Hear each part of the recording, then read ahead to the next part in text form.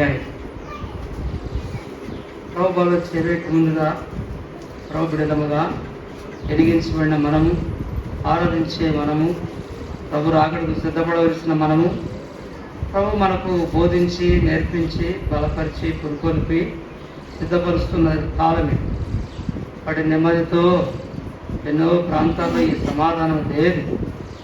దేశాలు సమాధానం కొరకు పోరాడుతున్నాయి. ఆ సమాధానంతో దేశాలు అల్లకొల్లంగా ఉన్నాయి. కానీ దేవుడి దయ ఈరోజు సాగర్లో మనకు సమాధానం అనేది దేవుడు ఇచ్చాడు. కనుక దేవుడిని ఆరాధించుకునే కృప, దేవుడిని ఘనపరిచే కృప మనకిచ్చాడు. అందుకు దేవుడికి ఎంతో వందనాలు మనం చెల్లించాలి.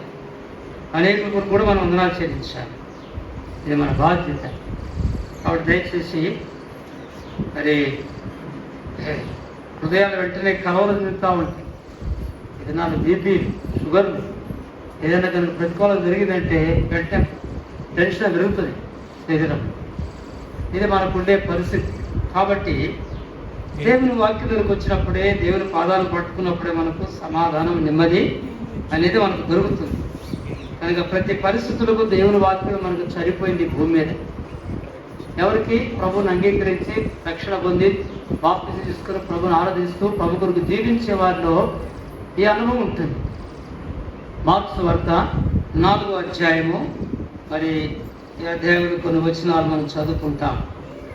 దయచేసి 37 నుండి మరి 40 వరకు చదువుకుంటాం. 37వ వచనం నుండి 47వ వచనం వరకు, ఒక వచనం నేను, ఒక వచనం మీరు మార్చి చదువుకుంటాం. అప్పుడు పెద్ద తుఫాను రేగి ఆయన ఉన్న దోణి మీద అలలు కొట్టినందున దోణి నిండిపోయెను.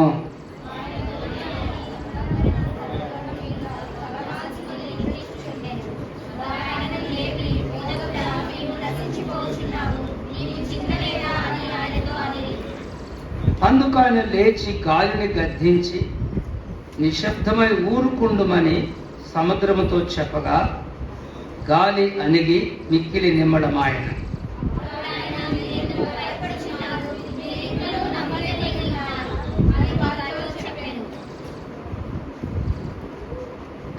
నలుగురు కూడా వారు మిక్కిలి భయపడి ఈయన ఎవరో, గాలియు సముద్రమును ఈయనకి లోబడుచున్నవని ఒకరితోనొకడు చెప్పుకున్నది.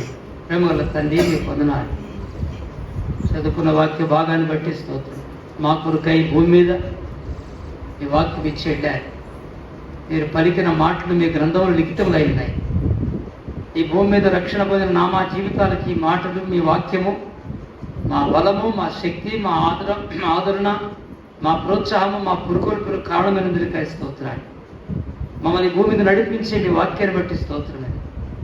మీ మాట నిశ్చలమైనది, స్థిరమైనది. ఆ మాటల పైన మేము ఆధారపడినప్పుడు మమ్మల్ని నడిపించే దేవుడు అని మేము విశ్వసించుట. మా తండ్రి, మా జీవితంలో ఆ విశ్వాసం అనేది ఎంత బలంగా ఉండాలో కనుక అనుదినం మీ భూమి మీద అంతకాలం మాకు బోధిస్తూ ఉన్నారు. దేవా, మీకు పొందినారు. వారు విడిచి వారం మీ ఇంటికి నడిపిస్తూ మిమ్మల్ని ఆరాధించే అనుభవంలో వాక్యము, మా తండ్రి బల దగ్గరికి వచ్చినప్పుడు మీ వాక్యము, బల గడక ముందు, బలలో రొట్టెలో చేవేకి ముందు, ద్రాక్ష పాత్రలో పాల్గొనక ముందు, మనకు వ్యక్తిగతంగా, కుటుంబముగా, సంఘముగా మాకు మీ వాక్యం బోధించి మమ్మల్ని బలపరుస్తూ, పురికొల్పుతూ, యోగ్యంగా నీ బలను సమీపించే వారిగా ఉండాలని జ్ఞాపకం చేస్తున్నందుకు వందనాలు చెల్లిస్తాం. చదువుకునే వాక్యం భాగం నుండి మాతో మాట్లాడండి నాయన. మమ్మల్ని యోగులుగా సిద్ధపరిచి బల దగ్గర నడిపించండి. ఎలా ఉండాలో మాకు సహాయం చేయండి. ఇర్మియా 1:9 జ్ఞాపకం చేస్తున్నా. ఇర్మియా 15:19 జ్ఞాపకం చేస్తున్నా. సహాయం చేయండి. ఈ మాటలను దాసు నోట విడుదల చేయండి. నిర్గమాకాండం 3:12, 4:12 బట్టి మీ వాగ్దాన్ని జ్ఞాపకం చేస్తాం.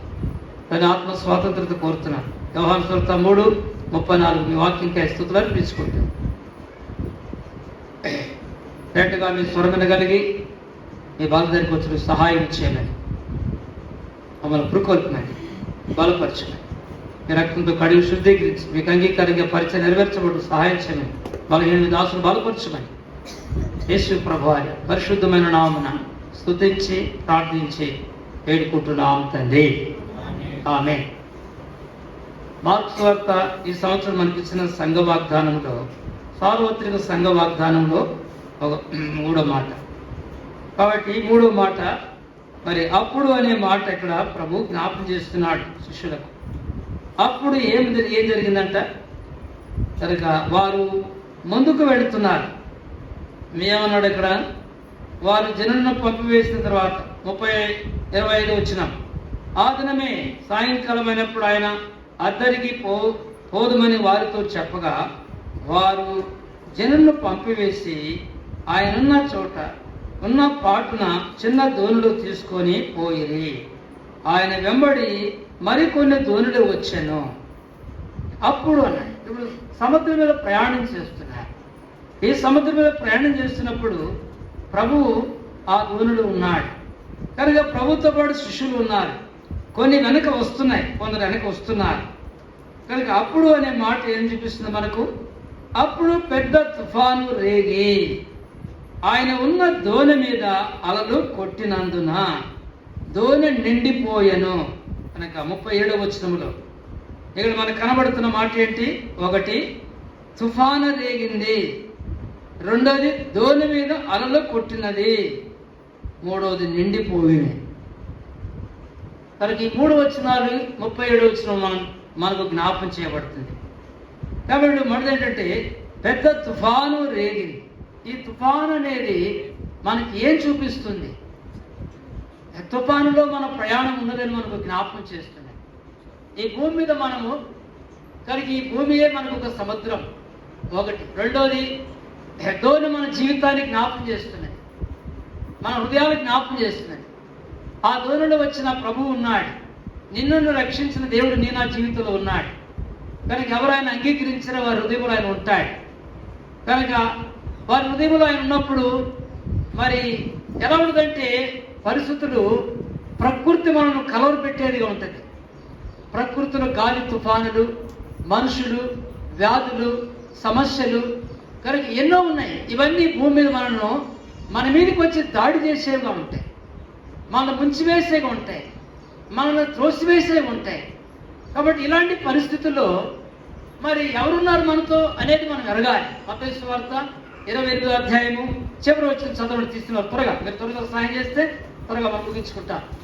మత్తయి సువార్త 28వ అధ్యాయము చివరి వచ్చిన ఒక మాటను చదవండి దయచేసి. అమ్మా, నేను మీకు ఏ సంగతులు ఆజ్ఞాపించుదునో వాటన్నిటిని గైకొనవలనని వారికి బోధించుడి. ఇదిగో నేను యుగ సమాప్తి వరకు సదాకాలం మీతో కూడా ఉన్నాను. ఈ మాటను మర్చిపోవద్దు. మనం దేవునికి వచ్చింది ఎందుకంటే మన కుటుంబాల్లో మనకు ఉండే పరిస్థితులు, వ్యక్తిగతంగా, కుటుంబంగా, సంఘంగా, లోకంలో ప్రతికూల పరిస్థితులనే మన జీవితంలో ఎదురవుతాయని ప్రభు మనకు జ్ఞాపకం చేస్తున్నాడు. ఆయన శిష్యులకు చెప్పినాడు ఈ మాట. నేను ఏ సంగతులు మీకు బోధించిన వాటి అవి గైకొనండి. మీరు గైకొనాలో వారికి గైకోమని చెప్పండి శిష్యులకు చెప్పాడు. తర్వాత ఇంకేమన్నాడు? ఇదిగో ఇక సమాప్తి వరకు సదాకాలం నేను మీతో కూడా ఉన్నా అన్నాడు. కనుక మనతో కూడా ఉండే దేవుడు ఆయన. మనతో ఉండే దేవుడు, మనం నడిపించే దేవుడు, మనం కాపాడే దేవుడు, మనం ఆదరించే దేవుడు, మన మీదకి వచ్చే వాటి అన్నింటినీ ఎరిగిన దేవుడు ఆయన. గుర్తుపెట్టుకోండి. ఆ దేవుడు నీలో నాలో ఉన్నాడు. ఆ దేవుడు నీతో నాతో ఉన్నాడు. కనుక నాతో ఎవరున్నారు, నాకు ఎక్కడ ఎవరున్నారు అనేటువంటి ఆలోచన మనకు వస్తాయి వెంటనే. భౌతికంగా మనం చూసినప్పుడు మనుషులు మనతో లేకపోవచ్చు, కుటుంబీకులు లేకపోవచ్చు, కొడుకు లేకపోవచ్చు, కూతురు లేకపోవచ్చు, బంధువు లేకపోవచ్చు, అందరూ మనం విడిచిపెట్టవచ్చు. 27వ అధ్యాయం కీర్తన గ్రంథం. కాబట్టి అందరూ మనకు కావచ్చు. కానీ అయితే ఏమంటాడు? 27వ అధ్యాయం కీర్తనలో 27వ అధ్యాయంలో ఒక మాట మనం చదువుతున్నాం. దయచేసి చూడండి. ఒక వచనాన్ని మనం చదివిన పరిశుద్ధాత్మ యొక్క నడిపింపు దేవుడు మనల్ని సహాయం చేయను గాక. 10వ వచనం చదవండి. నా తల్లిదండ్రులు నన్ను విడిచినను యెహోవా నన్ను శారదీయును.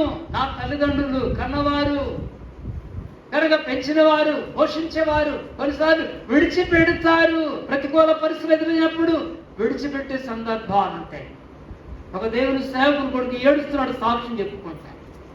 తాను చేయని పొరపాటు చేశాడు. సేవకుని కొడుకు పొరపాటు చేస్తే తన తల్లిదండ్రులు ఇంట్లో వాళ్ళంతా రకరకాలుగా మరి హేళన చేసి ఆ బిడ్డను కనుక మరి మాట్లాడగల తన మనసును నొచ్చుకొని మరి వెళ్ళిపోయాడు.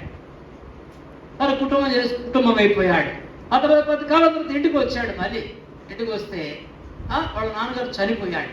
చనిపోతే చనిపోయిన సాక్ష్యం చెప్తున్నాడు కూడా, నన్ను అందరూ విడిచిపెట్టారు, నన్ను అర్థం చేసుకోలే, నా పరిస్థితి అర్థం చేసుకోలే. మంచిగా చదువుకున్న బిడ్డ జీవితం ఏంటంటే ఆ బిడ్డ జీవితంలో ఆ పరిస్థితులు ఎదురైనాయి, కానీ తట్టుకునే శక్తి లేదు. ఓ సేవకుని కొడుకే తన జీవితంలో తప్పిపోయినప్పుడు తల్లిదండ్రులు తట్టుకోలేకపోయాడు. ఒకవైపు తను తట్టుకోలేకపోయాడు, కానీ రక్షించిన దేవుడు, పిలిచిన దేవుడు పిల్లరా ఆ బిడ్డను జ్ఞాపకం చేసినాడు. నా తల్లిదండ్రులను విడిచినను యెహోవా నిన్ను శారదీయును. దేవుడు నిన్ను శారదీస్తాడు. కనుక జ్ఞాపకం పెట్టుకోండి, శారదీస్తాడు. ఎందుకంటే ఆయన శారదీసే దేవుడు, ఆదరించే దేవుడు, బలపరిచే దేవుడు, కాపాడే దేవుడు, నడిపించే దేవుడు. ఆ దేవుడు నిన్ను రక్షించాడు. ఆ దేవుడు నీతో నాతో ఉన్నాడు. ఆ దేవుడు నిన్ను పోషిస్తున్నాడు. కనుక అందుకే ఆయన అన్నాడు, యుగ సమాప్తి వరకు నేను సదాకాలము మీతో కూడా ఉంటా. ఎంతవరకు? 49. ఇంకా మనం చూసినట్టయితే తల్లిదండ్రులు విడిచిన యెహోవా నన్ను శారదీయును. కీర్తన 49వ అధ్యాయంలో ఒక వచనాన్ని మనం చదువుతున్నాం. అదైతే చూడండి. 40 మరి భక్తుడు దావీదు తన అనుభవంలో ఏమంటున్నాడు? క్షమించండి, 48వ అధ్యాయము 14వ వచనం చదవండి. ఈ దేవుడు సదాకాలము మనకు దేవుడై ఉన్నాడు, మరణము వరకు ఆయన మనల్ని నడిపించును. ఈ దేవుడు ఏ దేవుడు? నిన్ను రక్షించిన దేవుడు, నిన్ను ఏర్పరచుకున్న దేవుడు. కనుక ఈ భూమి మీద కూడా ఇలాంటి దేవుడు నీకు నాకు దొరకటం అనేది ఇదెంత గొప్ప భాగ్యం. అందరికి లేదు. కోట్లాది మందులు ఉన్నాయి. ఆ కోట్ల మందిలో నుంచి నేను దేవుడికి దొరికినా, తల్లి గర్భములో నన్ను ఎన్నుకున్నాడు. కనుక చరిత్ర ఏదైనా మన చరిత్ర, ఆ కుటుంబంలో నుండి, ఆ చరిత్ర నుంచి దేవుడు రక్షించుకున్నాడంటే ఇది నీ నా శక్తి కాదు, నీ నా బలము కాదు, నీ నా జ్ఞానాన్ని బట్టి కలిగింది కాదు. దేవుని ప్రణాళిక, దేవుని సంకల్పం. కాబట్టి దేవుడు సంకల్పించి ఏర్పరచుకున్నాడు, రక్షించుకున్నాడు. కనుక రక్షించుకున్న తర్వాత ఇప్పుడు నేను ఎలా ఉండాలి? నిరాశలు ఉన్నాయి, నిరాశలు ఉన్నాయి, తుఫానులు ఉన్నాయి, అలజడులు ఉన్నవి, కలవరాలు ఉన్నవి. అలాంటి పరిస్థితుల్లో ఆదరించేవాడు కావాలి, బలపరిచేవారు కావాలి, ధైర్యపరిచేవారు కావాలి. ఎవరు? మానవుల మనుషుల అవుతుందా? పిల్లల గమనించండి. ప్రభు అన్నాడు యోహాను సువార్త 16వ అధ్యాయం, దయచేసి యోహాను సువార్త 16వ అధ్యాయం చదవండి. చివరి వచనం 33వ వచనం.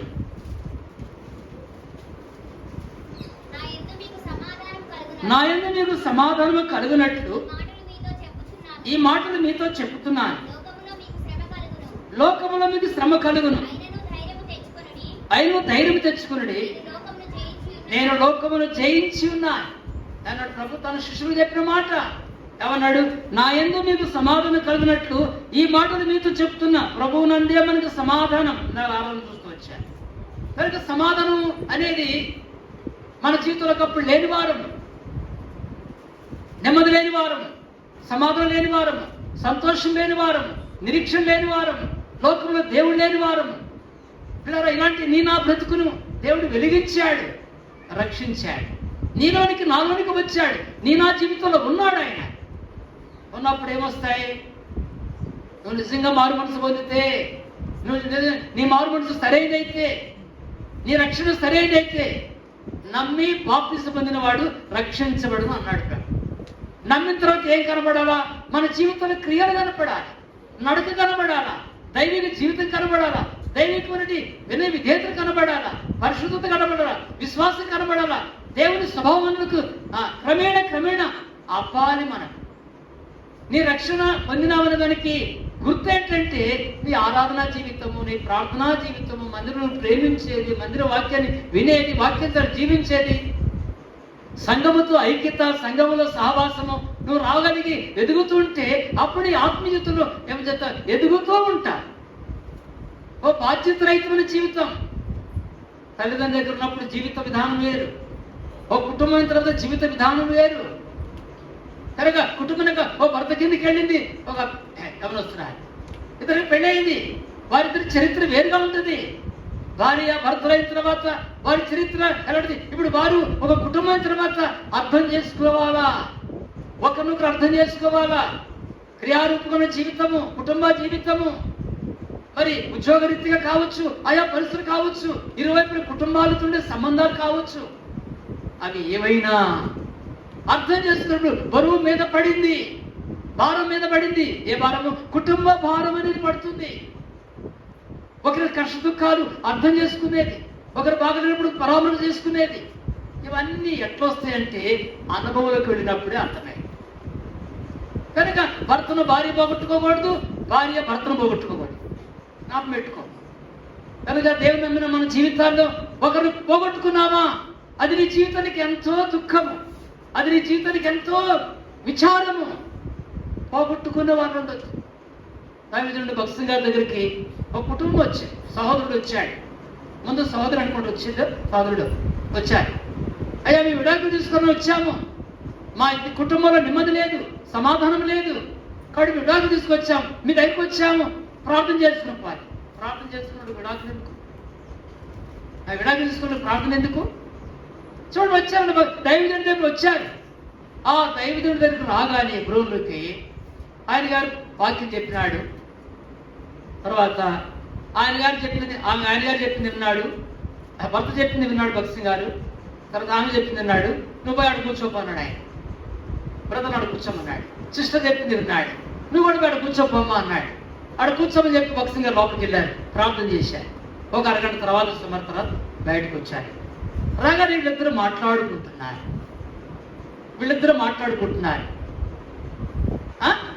ఏమొచ్చింది వారి మధ్యలోనికి?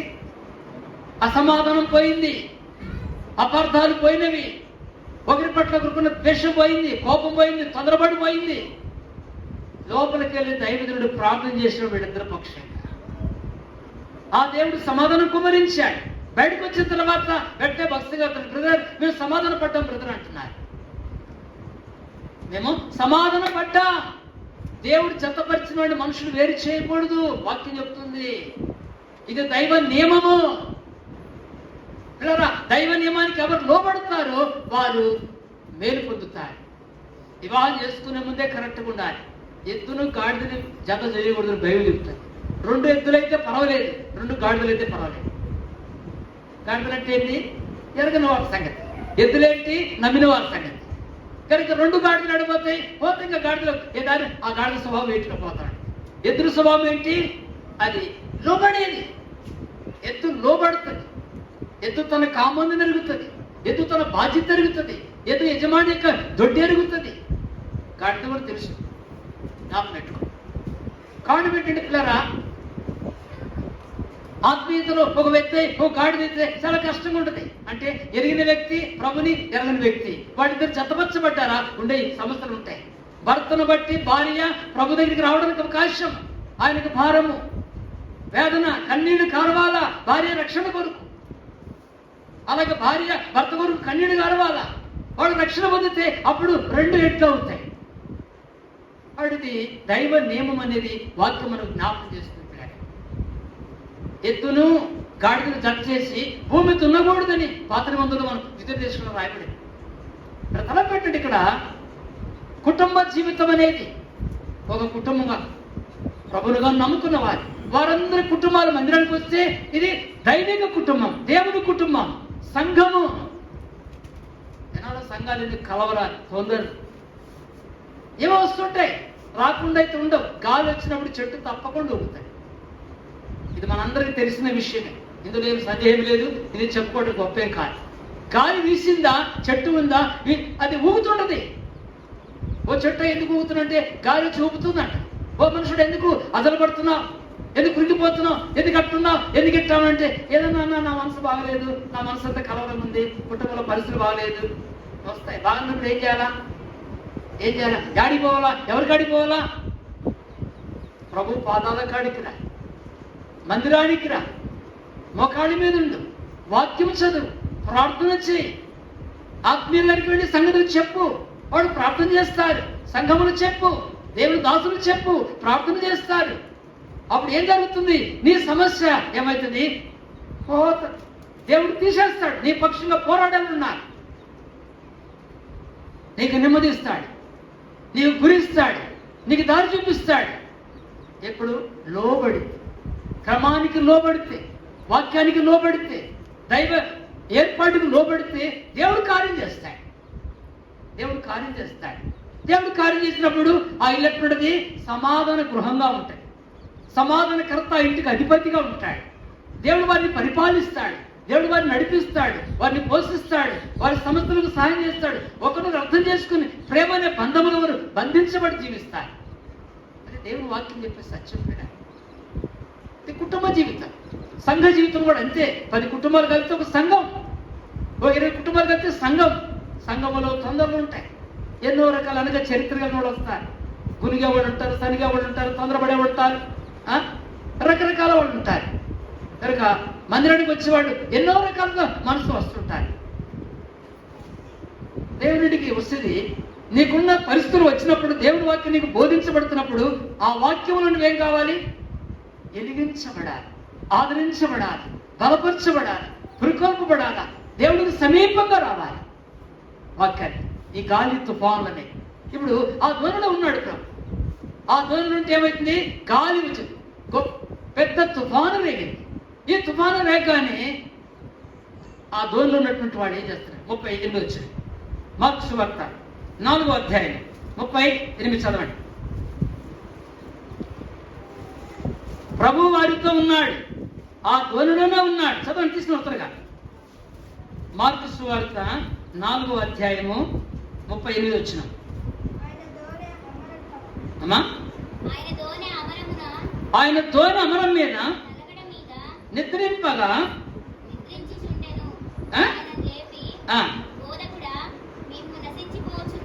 వచ్చారు. ఎక్కడికి వచ్చారు? ప్రభు దగ్గరికి వచ్చారు. రా, రక్షించబడిన దేవుని బిడ్డ, ఆరాధించిన దేవుని బిడ్డ, ప్రార్థించిన దేవుని బిడ్డ. సంఘం అంటే ఏంటి? వాక్యం అంటే ఏంటి? మందిరం అంటే ఏంటి? నీకు అర్థమైతే వస్తా, అర్థం కాకపోతే విడిచిపెడతావంతే. గలిబీలైపోతుంది, తొందరలు అయిపోతాయి, కలవరం అయిపోతావు, భయపడతా ఉంటా. కనుక ఏమన్నాడు ఇక్కడ 38 ఏం రాయబడిందండి? ఆయన ధోని అమరం మీద తలగడ మీద తల వాల్చుకొని నిద్రించుచుండెను. ఆ ధోనిలోనే ప్రభువు తల వాల్చుకొని నిద్రిస్తున్నాడు. ప్రభు నిద్రపోతున్నాడా?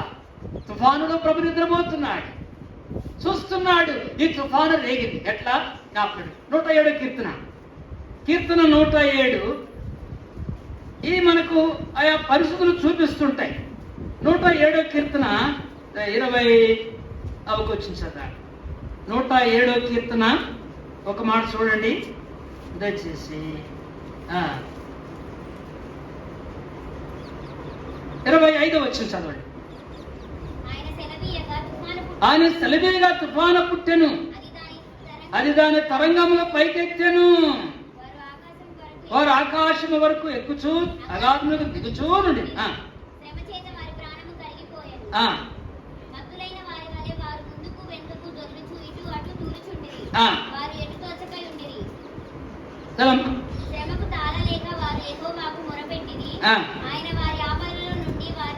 శ్రమకు తాళలేక వారు యెహోవాకు మొరపెట్టి పైకి చూశారు. సముద్ర ప్రయాణం అనేది ఇంకెవ్వరు దిక్కుండరు, ఎవరు సహాయకులు ఉండరు. ఆ సముద్రంలో వాడలున్న వారు వారికే ఉంటారు. ఆ వాడ పోతా ఉంది, గాలి వచ్చింది, తుఫాను వచ్చింది, కొట్టుకొని పోతా ఉంటే ఇంకెడు చూడాలంటే అది అక్కడ ఆయన సెలవేయగా తుఫాను పుట్టను. ఇప్పుడు శిష్యులకు ఒక అనుభవం తీసుకొస్తున్నాడు ప్రభు, ఒక అనుభవం నేర్పిస్తున్నాడు. ఇప్పుడు నేనే వారితున్నాను, నిద్రపోతున్నా. ప్రభు అక్కడ మామూలు ఉండి చూస్తుంటే పరిస్థితి ఉండొచ్చు. ప్రభు నిద్రిస్తున్నాడు, నిద్రపోతున్నాడు అంటే అర్థం ఏంటి? ఇప్పుడు ఏం చేస్తారో చూడాలి, ఏం జరుగుతుందో చూడాలా. నా శిష్యులకి ఎలా ఉంటుంది? ఈ తుఫాను వచ్చినప్పుడు ఏం చేస్తారు వీళ్ళు? ఏం చేస్తారు?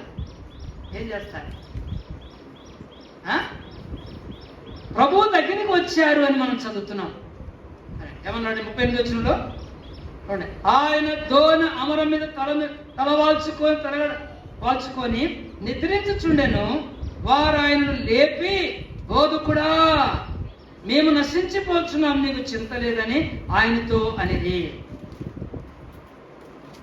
దగ్గరికి వచ్చింది. ఇది మనకేం చూపిస్తుంది? ప్రభు దగ్గరికి మనం రావాలి. కష్టముల్లో, ఇరుకుల్లో, వ్యాధుల్లో, సమస్యల్లో, పరిస్థితులు మనకు ప్రతికూలించబడినప్పుడు ఎవరి దగ్గరికి వెళ్ళి దేవుడు చెప్పుకున్నా ఏం లేదు. ఏం చెప్పుకున్నాడే? డోలు పోయి డోలు చెప్పింది. డోలు పోతే ఎక్కడ విశ్వాసులు వచ్చి సేవలు చెప్పుకుంటారు. సేవకులు ఎవరు చెప్పాలా? నన్ను ఎవరు చెప్పాలా? జ్ఞాపకం పెట్టుకోండి. డోలుకు 2 పక్కలు కొడతారు. పిల్లరా, ఒక పక్క కాదు, రోడ్లో ఒక దెబ్బనే కొట్టేది. రోడ్డు తెచ్చింది కనుక డోర్ అంటే 2 వైపులు కొట్టేది. దేవుని సేవకులు 2 వైపులు కొడుతూ ఉంటాడు. అటు సంఘము నుండి, ఇటు కుటుంబము నుండి, ఇటు వ్యక్తుల జీవితం నుండి, ఆ వ్యాధులే కావచ్చు, సమస్యలే కావచ్చు, ఏ పరిస్థితులు కావచ్చు. ఇప్పుడు వీటన్నిటిలో ఆ సేవకురాలు, కుటుంబము ఎవరెప్పుడు చూడాలా? దేవుని వైపు చూడాలి. మనం వైజాగ్ పోతే, నేను చెప్పినా మళ్ళీ జ్ఞాపకం చేస్తాను. వైజాగ్ పోయి వస్తా ఉంటే ప్రయాణంలో చేతిలో పైసలు అయిపోయాయి. కొద్దిగుడ్డకు తీసుకెళ్ళాము, పెట్రోల్కి పైసలు. నేను మనసులో కొంత కలవరంగా ఉంది కాబట్టి ఒకరి బిడ్డకు ఫోన్ చేసి చెప్తాలి అనుకున్నా. వెంటనే స్వరం వినపడింది. నీ బిడ్డకు ఫోన్ చేస్తావా? బిడ్డ మీద ఆధారపడుతున్నావా అన్నాడు ప్రభా. నేను ఎవరి మీద ఆధారపడలేదు, మరి అనుకున్నానయ్యా మనసులో అని భావించి మళ్ళీ వెంటనే ప్రభా క్షమించు అని చెప్పి మనసులో అనుకున్నాను. సరే ప్రార్థన చేసుకొని ఒకరింటికి వచ్చాము, బంధువులకి రాజమండ్రిలో. సరే అక్కడ పడుకుంటే నిద్ర రావట్లేదు. మనసంతా ఇది ప్రయాణం సాగాలి, ఇప్పుడు వెళ్ళిపోవాలి సాయంకాలం. ఇక ఏం చేయాలి ప్రభా? సాయం చేయి. అయితే నువ్వు ఏదో ఒకటి చేస్తా. ఓ మాట గుర్తుకొస్తా నాకు ఎప్పుడు. యూదులకు మరొక దిక్కు నుండి సహాయం వస్తుందని ఎస్తేరుతో మొదటికే చెప్పినాడు. ఒకవైపు ద్వారం ఇవ్వబడితే మరోవైపు ద్వారం నిలుస్తాడు దేవుడు తన ప్రజలకి. ఎప్పుడు? ఆధారపడినప్పుడు, ఆయన మీద ఆనుకున్నప్పుడు, ఆయన వైపు చూసినప్పుడు. వెంటనే ప్రార్థన చేసుకొని పడుకున్న తర్వాత కాసేపు తర్వాత లేచి కూర్చొని ఫోన్ అట్లా ఆన్ చేసినాడు. ఆన్ చేయగానే వెంటనే ఫోన్ ఇట్లా లేపగానే వెంటనే ఫోన్ వస్తుంది. ఓ పాప, నేను సేవ చేశాను, ఆ బిడ్డల కుటుంబం కొరకు ప్రార్థన ఉద్యోగం వచ్చింది. సరే ఆ బిడ్డ వెంటనే అంకుల్ ఈ మాట, అంకుల్ మీకు పైసలు పంపించాలని ఉన్నది అన్నది. అనగానే ఎట్టుందండి, నన్ను లేపి నా చేతిలో పెట్టినట్టుంది. ఇప్పుడు నేను కని విన్నటువంటి విధానంలో దేవుడు కార్యం చేశాడు అక్కడ ఆ సమయంలో. ఆ బిడ్డ ఆ సమయంలో ఫోన్ చేయటం ఏంటి? నాకు పైసలు పంపిస్తానంటే ఏంటి? నా అవసరం జరిగింది ఎవరు? నా తండ్రి, నన్ను పిలిచిన దేవుడు, రక్షించిన దేవుడు. నా వైపు చూడు బిడ్డ, నీ కొడుకు నేను సిద్ధంగా ఉన్నా నేను సహాయం చేయడానికి. కనుక నీ కొడుకు కాదు, నీ కూతురు కాదు, నీ బిడ్డలు కాదు, నీ ఎవరు కాదు, నా వైపు చూడు. ఈ అనుభవం ఇప్పుడు నేను తీసుకొని వెళ్తున్నా. నువ్వు చెప్పు నా సంఘానికి, నీ చెప్పు, అనుభవం చెప్పు. ఆవిడ వెంటనే ఫోన్ లేదు, బాపు లేచి పంపించమ్మన్నా. తర్వాత నేను ఫోన్ చేసి అడిగినా, నీకెందుకు బుద్ధి పుట్టింది పంపించాలని అంటే, అంకుల్ మీకు ఇవాళ నాకు ప్రేరేపణ కలిగింది. దేవుడు ఆ బిడ్డను ప్రేరేపించాడు నా అక్కల కొరకు, మా అవసరత కొరకు. దేవుడు అవసరం ఎరిగినవాడు, అక్కలు ఎరిగినవాడు, సమస్యలు ఎరిగినవాడు. వాటిలో ఉంటావా, జారిపోతావా, నిలబడతావా, భయపడతావా, కలవరపడతావా, నా వైపు చూస్తావా, ప్రార్థన చేస్తావా, మొరపెడతావా అని దేవుడు చూస్తా ఉంటాడు. జ్ఞాపకం పెట్టుకోండి, ఇదే అనుభవం. అనుభవం లేని ఆత్మీయత లేదు, అనుభవం లేని ఆత్మీయ జ్ఞానం ఉండదు లేదు. అనుభవం లేని దేవుడి ముందుకు సాగలేవు, ఎదగలేవు, స్థిరపడలేవు, సిద్ధపడలేవు. అనుభవం కావాలి. అనుభవం కొరకు దేవుడు తీసుకొని పెడతాడు. కనుక ఇప్పుడు శిష్యులు ప్రభువులకు వచ్చి లేపినారు. బోధ కూడా మేము నశించిపోతున్నాం. వాళ్ళు నశించిపోతే ప్రభు లేడా వారితో పాటు? వారిలోనే ఉన్నాడే. ప్రభు నమ్మేమో, ఆరాధిస్తాం, ప్రార్థన చేస్తాం, కలవరపడతాం. ఎందుకు నీకు కలవరం? ఎందుకమ్మా నీ కలవరము? ఎందుకయ్యా నీ కలవరము? సహోదరుడా, సహోదరి, ఎందుకు కలవరపడుతున్నా? నీ విశ్వాసం లోపం. నువ్వు దేవుడి మీద ఆధారపడితే ఎందుకు నీకు సాయం చేయడైనా? నిన్నెందుకు ఆదరించడైనా? నిన్నెందుకు బలపరచడైనా? కదిలిస్తున్నాడు ప్రభు. కదిలించినప్పుడు నువ్వు ఎట్లుంటావని చూస్తాడు ఆయన. మనం ఎలా ఉంటామని చూస్తాడు ప్రభు. నువ్వు నిలబడతావా, జారిపోతావా, నిలబడతావా, పడిపోతావా, ప్రార్థన చేస్తావా, అటు ఇటు తిరుగుతావా, కలవరపడవా? దేవుని వాక్యం చెప్తుంది. మత్తయి యోహాను సువార్త 14 మాట వచ్చినాం, చదవండి త్వరగా. యోహాను సువార్త 14 మొదటి వచ్చిన చదవచ్చు త్వరగా తొందరగా. మీ హృదయములను కలవరపడనీయకుడి, దేవుని విశ్వాసం ఉంచున్నారు, నా యందును విశ్వాసం ఉంచుడి. చాలా ఏమన్నాడు ఇక్కడ?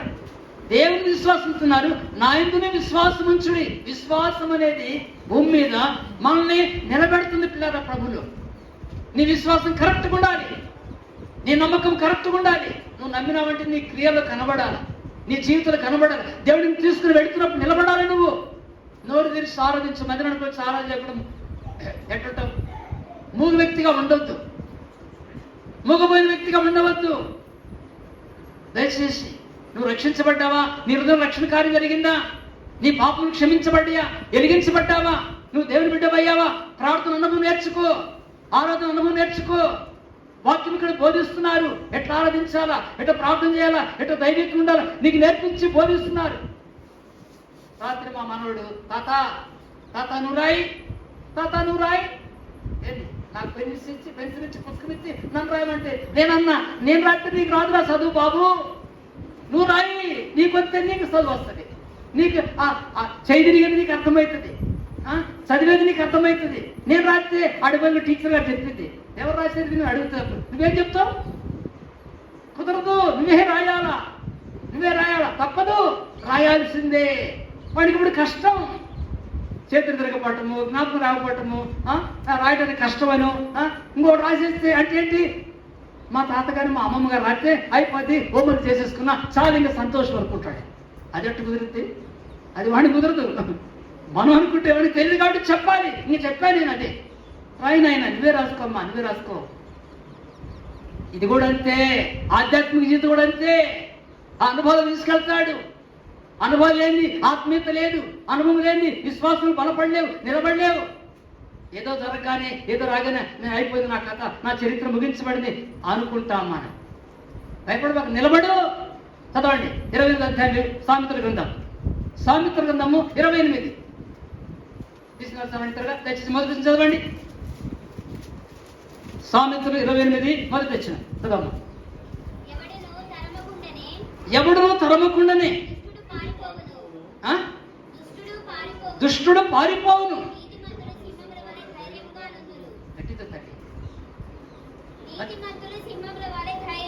నీతిమంతుడా,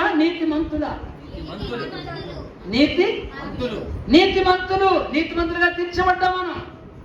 నీతిమంతులు సింహం వలె ధైర్యంగా ఉండాలి భూమి మీద.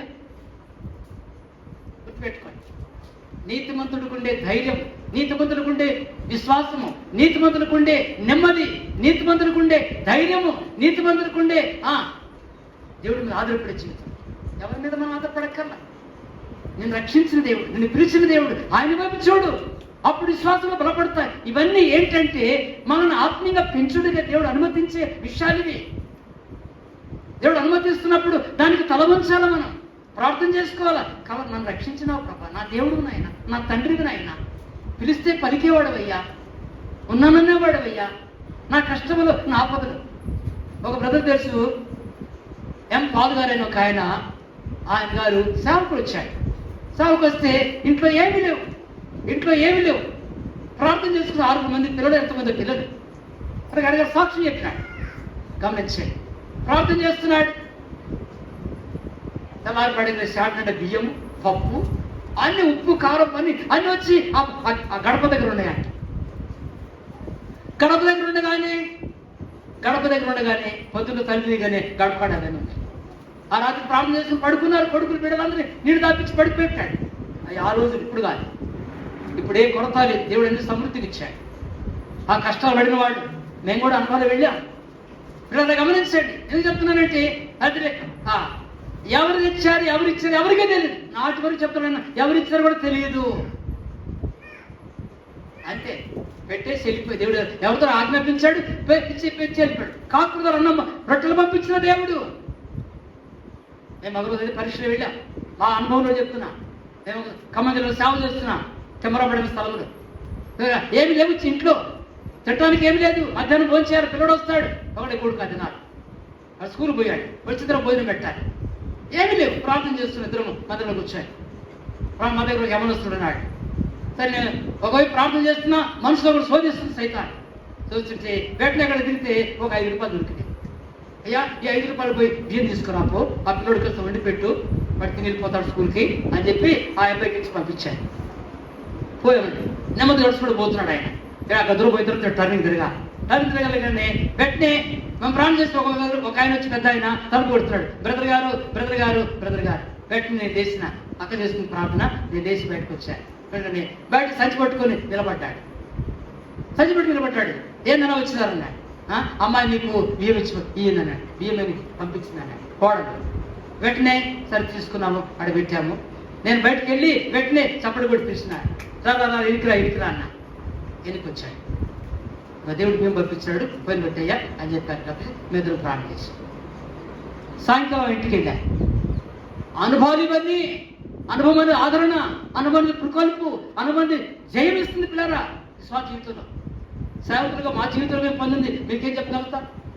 కాబట్టి అప్పుడు ఆ సాయంత్రం ఇంటికి పోతే, అమ్మా ఎందుకు సిస్టర్ మీరు బియ్యం పంపించారంటే, అన్న దేవుడు నాకు ప్రేరేపించాడన్నా, మీకు ఏమని పంపించమని చెప్పినాడన్నా.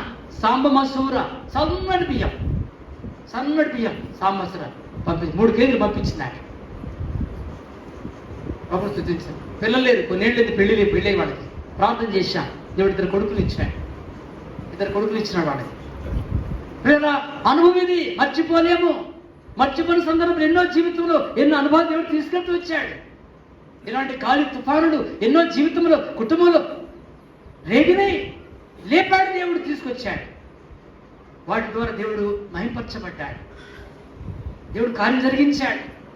కనుక పిల్లరా, ప్రభు బిడ్డలని రక్షించబడిన మన జీవితాల్లో ఎక్కడికి రావాలి? ప్రభు దగ్గరికి రా. ప్రార్థన చేసుకునే బిడ్డగుండు, ప్రభు చెప్పే బిడ్డగుండు. నీకు ఎలా వస్తుందో చూడు సహాయం. అందుకే నీతిమంతులు సింహం వలె ఎట్టుంటారు?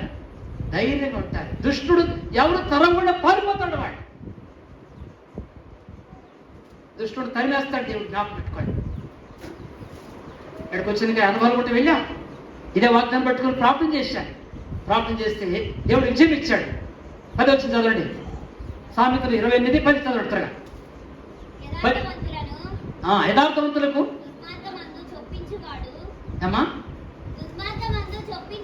యథార్థవంతులను దుర్మార్గమును నొప్పించువాడు తాను తవ్విన గోతిలో తానే పడిపోతాడు. ఇది సత్యం. యథార్థవంతులను దుర్మార్గమందు నొప్పిస్తే వారికి ఏం జరుగుతుందో వాక్యం రాయబడింది. ఇది జయం. యథార్థం ఉండు. ప్రభుడు యథార్థం ఉంటే నీ పక్షంగా దేవుడు పోరాడతాడు, నీ పక్షంగా దేవుడు సహాయం చేస్తాడు, నిన్ను దేవుడు బలపరుస్తాడు, నిన్ను విజయవంతులు నిలబెడతాడు. ఇంట్లో, కుటుంబములు, సంఘములు, సమాజములు యథార్థంగా ఉండాలి. ప్రభా యథార్థంగా దేవుడి దగ్గర సరిదిద్దుకోవాలా, ఒప్పుకోవాలా, సరి చేసుకోవాలా, ప్రభుకి అప్పచెప్పుకోవాలా. దేవుడు కార్యం చేస్తాడు. దాని కింద ఇంకో మాట చదవమా, 12 వచ్చిన నీతిమంతులకు చదవమా. నీతిమంతులకు జయము కలుగుట అమ్మా మహాఘనతకు కారణము. మహాఘనతకు కారణమవుతుంది. నీతిమంతులకు ఏముంది? జయం ఉంది భూమి మీద. ఎవరు జయము? మనం చదివే వ్యవహారం 16:30. నా ఇంటి మీకు శ్రమగట్టు ఈ మాట మీద చెప్తున్నా. లోకం మీ శ్రమగలను, ధైర్యం తెచ్చుకోండి, నేను లోకాన్ని జయించాను. కనుక జయించిన దేవుడు నీలో ఉంటే నువ్వు కూడా జయించగలుగుతావు. జయించే ప్రభు నీకు లేకపోతే రాకుండా. ఇప్పుడు ఇజ్రాయెల్ మీకు యుద్ధం జరుగుతుంది. హమాసు తర్వాత ఇంకెవరు బిజుబుల్లా ఎవరు రకరకాల వాళ్ళు ఆ ఇరాన్ ఈ దేశంలో వాళ్ళు మీకు దాడి చేస్తున్నారు. వాళ్ళ నమ్మకం ఏంటి? వాడి విశ్వాసం ఏంటి?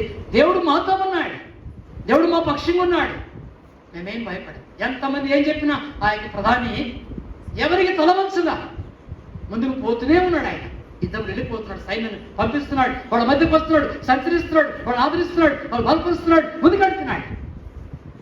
అది వాడి విశ్వాసం. వారి దేవుడు వారితో ఉన్నాడనేది వాడు గొప్పతనం కాదది, ఇంకోరు గొప్పతనం కాదు. దేవుడు గొప్పతనం కాదు. దేవుడు చేసే కార్యం, దేవుడు వాళ్ళకి ఇచ్చిన జ్ఞానం అలాంటిది. ప్రపంచంలో అలాంటి వారు ఇంకా వేరు జ్ఞానవంతులు పిల్లరా. కాబట్టి దేవుడి జ్ఞానం నీకు నాకు రావాలంటే, ఆ జ్ఞానంలో ఎదగాలి అంటే ఏం కావాలి? మనం దేవుని వాక్యానికి లోబడాలి, గైకొనాలి దేవుని వాక్యం. దేవుడి వాక్యాన్ని ఎప్పుడు మనం గాయపడ్డామో ఏం జరుగుతుంది? మనకు నెమ్మది, మన కుటుంబానికి నెమ్మది, సంఘానికి నెమ్మది, అనేకులకు నెమ్మదిస్తా, అనేకులు బలపరుస్తా, నీతిమంతులకు జయము కలుగుతా. నా జీవితంలో చూశాను ఇస్తాను. మహాగర్ధ కారణమైంది. వాక్యాన్ని పట్టుకో, ప్రార్థన చేసుకో, నీ పరిస్థితుల కొరకు, నీ సమస్యల కొరకు. ఎవరి దగ్గరికి వెళ్ళొద్దు. నేను ఎవరు ఆదరించలేరు. నేను హేళన చేసేవాళ్ళే, నేను సిగ్గుపరిచేవాళ్ళే, అవమానపరిచేవాళ్ళే, గుసగుసలు ఆడేవాళ్ళే, ఎన్నో రకాలు ఉంటాయి. అవన్నీ నీకు అనవసరం. ప్రభు యథార్థంగా వస్తున్నా నీ పాదాల కాడికి నేను ఆశ్రయించాను. నువ్వు దేవుడిని తెలుసుకున్నాను, నేను నమ్మాను, నీ పాదాలకు వస్తున్నా. నా సమస్యలు, నా కష్టాలని తీర్చగల దేవుడు ఒక్కడే విన్నాను. నాకు సహాయం చేయి. నీలో విశ్వాసం రావాలి, నీలో నమ్మకం రావాలి. నీలో ఆ దృఢమైన నమ్మకం కలిగి ఉంటే ప్రభు నీ పక్షంగా చేసే కార్యం నువ్వు కళ్ళారు చూడగలుగుతా. ప్రభు నందు సోదరి సోదరా, ఎవరుస్తున్నావా? ఎవరిని కాల్చు, నిలబడి ప్రభు నీ పక్షం సాయం చేస్తాడు. వచ్చారు ప్రభు దగ్గరికి వాడు. ప్రభు దగ్గర రాగానే ఏం చేశాడు ప్రభు? 39 చేస్తాడు. 4:39 ఈ మాట గురించి త్వరగా చదవండి అమ్మా.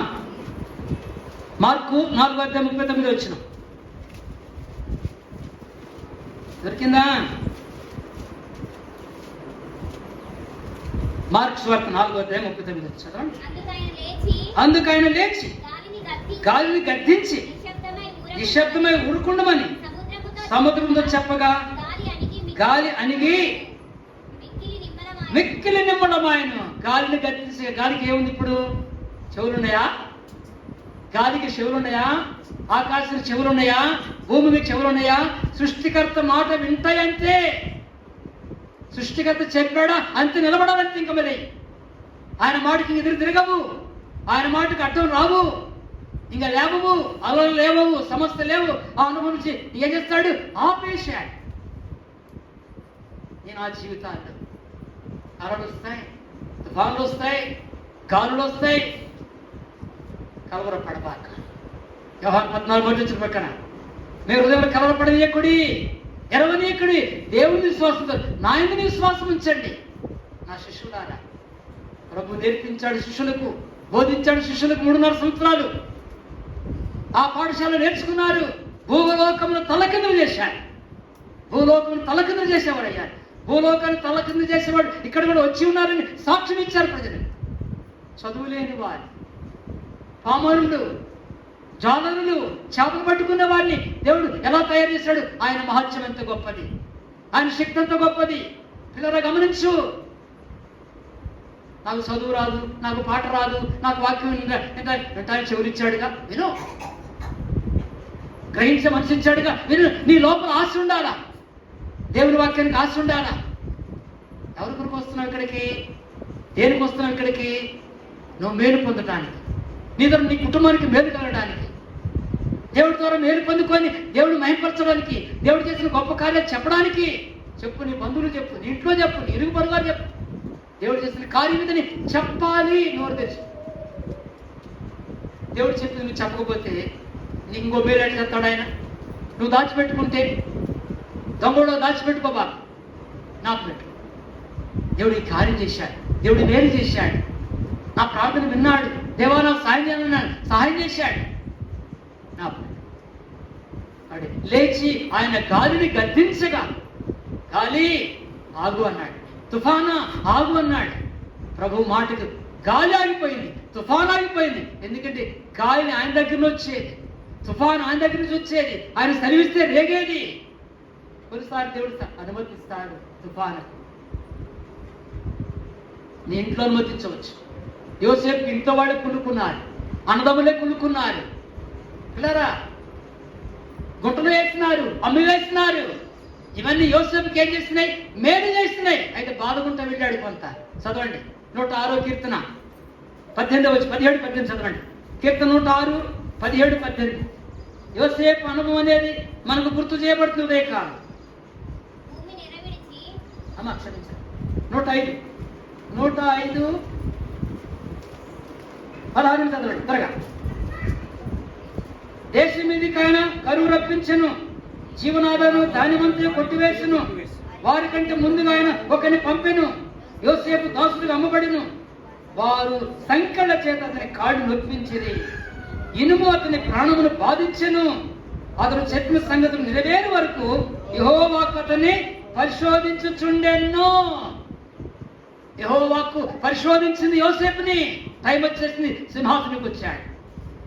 గుంటలో నుండి పోతిఫర్ ఇంట్లో బానిసగా సేవ చేశాడు. అక్కడి నుంచి నిందబడింది, జైలుకి వెళ్ళిపోయాడు. అక్కడ నుండి అడ్మినిస్ట్రేటర్ సింహాసనం తీసుకొచ్చాడు దేవుడు. ఇది 3 అంతల అనుభవం యోసేపుకి. నిందలు అవమానాలతో కొన్నిసార్లు చేసిన దాన్ని బట్టి వెళ్ళవలసి వస్తుంది. కొన్నిసార్లు నిస్సాడుగా పడుతుంది. అయితే 2 వైపుల దేవుడు క్షమించేవాడు. క్షమించే దేవుని దగ్గరికి వచ్చాం, అంగీకరించే దేవుని దగ్గరికి వచ్చాం. ఆ దేవుని ఆశ్రయించుకుంటే, ఆ దేవుని ఆధారం చేసుకుంటే నీకు జయం ఉంది, నీకు బలం ఉంది. యాత్రా జీవితంలో దేవుడు గణపరుస్తా, దేవుడి ద్వారా గణపరచబడతాను. సోదరి సోదరు, లేచి గాలిని గద్దించాడు. గాలి తుఫాను నీ జీవితంలో వస్తున్నాయా? సంతోషించు, తల వంచు, ప్రభుని స్తుతించు, ప్రభుని ఆరాధించు. ప్రభా నన్ను బలపరచు దేవుడు. దీంతో నాకు అనుభవం నేర్పారు, దీంతో నాకు జ్ఞానం ఇచ్చారు, దీంతో నాకు ప్రార్థన నేర్పించారు, దీంతో ఎట్లా ఆధారపడి నాకు నేర్పించే అనుభవం ద్వారా నేర్పించే దేవుడు, నడిపించే దేవుడు. కనుక ప్రేమైన సోదరు, ఆయన లేచి గాలికి తుఫాను గద్దించగా ఏమంది? మిక్కిలి నిమ్మళమాయన, నిమ్మళపరిచేవాడు. భయపడబాక, ఈ పక్షంగా ఆయన కార్యం చేసేవాడు. ఒక వచ్చి చదువుకొని బాగుంది వస్తాను. రోమపత్రిక 8వ అధ్యాయం, రోమిలికి రాసిన పత్రిక 8. ఈ మాట, నీ పక్షంగా దేవుడు చేసే కార్యాలు, నీ పక్షంగా దేవుడు చేసే సహాయం ఎలాంటిదనేది మనం చూడగలం. శత్రు పరిస్థితులు, ప్రతికూల వాతావరణాలు ఇవన్నీ ఉండవచ్చు. నువ్వే మదిరపడు, నువ్వే కృంగిపోదు. చూడండి, భగవద్గీత చదువుకుందాం.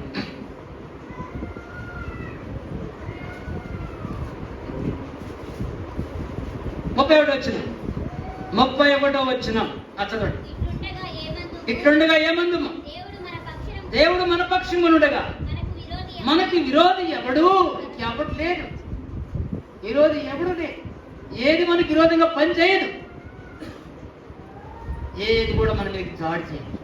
జ్ఞాపకం, అది ఏ శక్తి కానీ, అది ఏ పరిస్థితి కానీ. ప్రభునందు ప్రియ సోదరి సోదరు, దేవుడి సేవకుడు వస్తాడు, సేవ చేస్తున్నాడు. సేవ చేస్తాడు, వాడు సేవకుడు చేశాడు. దేవుడి సేవకుడి మీద చెప్తే వచ్చేవాడు ఇచ్చాడు, కూర్చున్నాడు, బరబత్తలో కూర్చున్నాడా. ఎక్కడ? ఆ గుమ్మం దగ్గర. సేవకుడు పరిచయకి వెళ్ళి సేవకుడు కొంత బ్రదర్స్ అంతా వస్తున్నాడు. వాళ్ళందరూ వచ్చారు, అక్కడ ప్రార్థన చేశాడు. అది వస్తున్నా కదండి. ఆ సేవకుడు రాగానే కూర్చోమని సైతాన ఎవరా నువ్వు లేకడితే గద్ద స్వరంతో గద్దించాడు. లే, ఏసునామమును గద్దిస్తున్నాడే అన్నాడు. ఎవరు ఇక్కడ ఎగుస్తో చెప్పు తీసుకోమంట. నెమ్మది లేచాడు, ఎడిపడ్డాడు. 30 ఏళ్ళు ఇప్పుడు అక్కడ సేవ చేస్తున్నాడు ఆయన. కారణము వచ్చినాయి, గాలి తువాను సాక్షి చెప్పాడు ఆయన. అన్నాడు జరిగింది, దేవుడు నా పక్షం కార్యం చేశాడు. దేవుడు తన దాసులను, తన బిడ్డలను విడిచిపెట్టాడు. జ్ఞాపకం పెట్టుకో, ఆయన నువ్వు చిన్న చూపు చూడబాక, చిన్నవాడిగా అంచనా వేసుకోబాక, చేతగాని వాడిగా అంచనా వేసుకుని కృంగిపోబాకు, నిరాశ చెందబాక. దేవుని బిడ్డ, నిరీక్షణ కలిగి ఉండు, విశ్వాసం కలిగి ఉండు, బలం కలిగి ఉండు, ప్రభు మీద ఆధారపడి విశ్వాసం కలిగి, ప్రార్థన జీవితం కలిగి ఉండు, దేవుడిని అత్తుకొని ఉండు, వారు కూడా వచ్చి పాల్గొను. నీ సమస్య వచ్చి ప్రభుత్వంలో ప్రార్థన చేయి. నీకు సహాయం చేసే దేవుడు ఆయన, నిన్ను బలపరిచే దేవుడు ఆయన. నాకు ఇచ్చిన మాట నీ విరోధం రూపించబడి ఏ ఆయుధం వరదిల్లదు. 34:17 54:17 యెషయా వాగ్దానం ఇచ్చాడు, నెరవేర్చాడు. ఆ మాట నాకు ఇచ్చాడు. నీ జీవితం నెరవేర్చాడు. పట్టుకో, వాక్యం పట్టుకో. నీ పరిస్థితులకు ఏమైనా కూడా పట్టుకుంటే, వాక్యం పట్టుకొని ప్రార్థన చేస్తే నీకు సహాయం చేస్తాడు ఆయన, నడిపిస్తాడు ఆయన. నువ్వు వెళ్ళటానికి వైజాగ్ దేవుడు వాగ్దానం ఇస్తాడు. నీ ముందు నడుచుకోండి దేవుడు. నెహో రాత్రి పూర్ణేశ్వరుడు పోదొట్టి ప్రార్థన చేస్తున్నాడు, ప్రభు సాయం చేస్తే ప్రభు మాట్లాడితే బయలుదేరుతామన్నా. ఉదయం వేసి క్యాపిటల్ వాక్యం చూడగానే నీ ముందు నడుచుకోండి దేవుడు నీకు తోడై ఉన్నాడు. ద్వితీయోపదేశకాండం 30:1-6 వాక్యం ఇవ్వగానే వెంటనే లోపల బలం వచ్చింది, ప్రయాణం సాగింది, వెళ్ళిపోయా. కనుక పిల్లరా, దేవుడు నడుపుదలట్టుంటది, దేవుడు నడుపుదలట్టుంటది. నేను మన ఒకరింటికి వెళ్ళాను, గృహం దర్శించుకున్నాను వస్తున్నాను. ఒకరింటికి వెళ్ళాలనుకున్నాను, నాకు ఆత్మ నడిపింపు లేదు. ముందు అనుకుని వెళ్ళాలండి, వెంటనే ప్రేమ చెప్పినా అది అందుకు వెళ్దాం అన్నాడు. నాకు ఆత్మీయ నడిపింపు లేదయ్యా, నేను రాలేను, కోడలు ఇంటికి వెళ్ళిపోదప్పా. నాకు తెల్లారిపోతున్న మళ్ళీ బెటానికి పెడితే నువ్వు రాన్న, తను రాలేదు, ఇక తిరిగి వచ్చేసాను. ఒకరింటికి నాకు ప్రాణం చేసి ఇక వచ్చేసాను. ఆత్మీయ నడిపింపు, పరిశుద్ధాత్మను నడిపిస్తాడు. మనం అప్పచెప్పుకుంటే నీకు సలహా ఇస్తాడు, నీకు ఆలోచన ఇస్తాడు. ఆత్మ నడిపింపు ఎటువంటిదంటే నెమ్మది ఉండదు జీవితంలో, ప్రశాంతత ఉండదు జీవితంలో. గాలి ఆగిపోద్ది, తుఫాను ఆగిపోద్ది, సమస్యలు ఆగిపోతాయి. దేవుడు సహాయం చేస్తాడు. నమ్ము, దేవుని వాక్యాన్ని నమ్ము, మా అనుభవాలు నమ్ము, నువ్వు అనుభవించు, దేవుడు మహిమపరచు. దేవుడు సాక్షులు నిలబడి భూమి మీద కుటుంబములు, సంఘములు, సహవాసములు నేను కూర్చోబెట్టి ఇంతసేపు సంగతులు చెప్పట్లో ఏంటి, ఇది నీకు లాభదాయకం కలగాలి, ఇది నీ జీవితానికి మేలు కలగాలి, నీ ద్వారా ఇతరులకు మేలు కలగాలి. ప్రభు నీ కొరకు నాకు నిలబడ్డాడు శిలువ మీద. ఆ శిలువను బలైపోయాడు, నిందలు అవమానములు భరించాడు, సహించాడు, ఓర్చుకున్నాడు, ఆనందాన్ని చూశాడు. ఎబ్రీ 12 ప్రకారంగా తన ఎదుర్కొన్న ఆనందాన్ని చూశాడు, శిలువను సహించాడు, లేచాడు, శత్రువులు ఓడించాడు. కొలసి 2 ప్రకారంగా సాతాన్ని నిరాజమ చేశాడు. శక్తులని విరిగిపోయిన సాతాను శక్తులు. ప్రభుత్వ ప్రభుడు దేవుడు బిడ్డలారా, దేవుని ప్రజలారా, ఎలా ఉంచాడు? ఎంత దినాలు ఉన్నా, అపాయకర దినాలు, ప్రభు రాత్రి దినాలు ఉన్నా మనం సిద్ధపడే దినాలు. ఏ పరిస్థితులకు మనం ఆధారపడదు, పెరిగిపోవద్దు. ప్రభు మీద ఆధారపడు, వాక్యాన్ని ఆధారం చేసుకో, విశ్వాసంలో ముందు సాగి. ఇక మార్పు 4 వాగ్దాన సంవత్సరం ఆయన లేచి గాలిని గద్దించగా ఇక్కడ నిమ్మడమాయ. ప్రభు దగ్గరికి వచ్చారు శిష్యుడు, నిమ్మడించారు. తర్వాత సంగతి పంచుకుంటారు అని కదా. ప్రభు దగ్గరికి వచ్చేవారుగా, ప్రార్థన చేసుకునేవారుగా, ప్రభు కప్పు చెప్పుకొని ఉంటే నీ ఆత్మ జీవితానికి ఎంతో బలం చేకూరుతుంది. బలపరుస్తాడు, సిద్ధపరచుకుంటాడు కనుక ప్రభు దగ్గరికి వస్తున్నాడు. వాక్యంలో పరీక్షించుకొని ప్రభుని చేస్తాడు. ప్రార్థన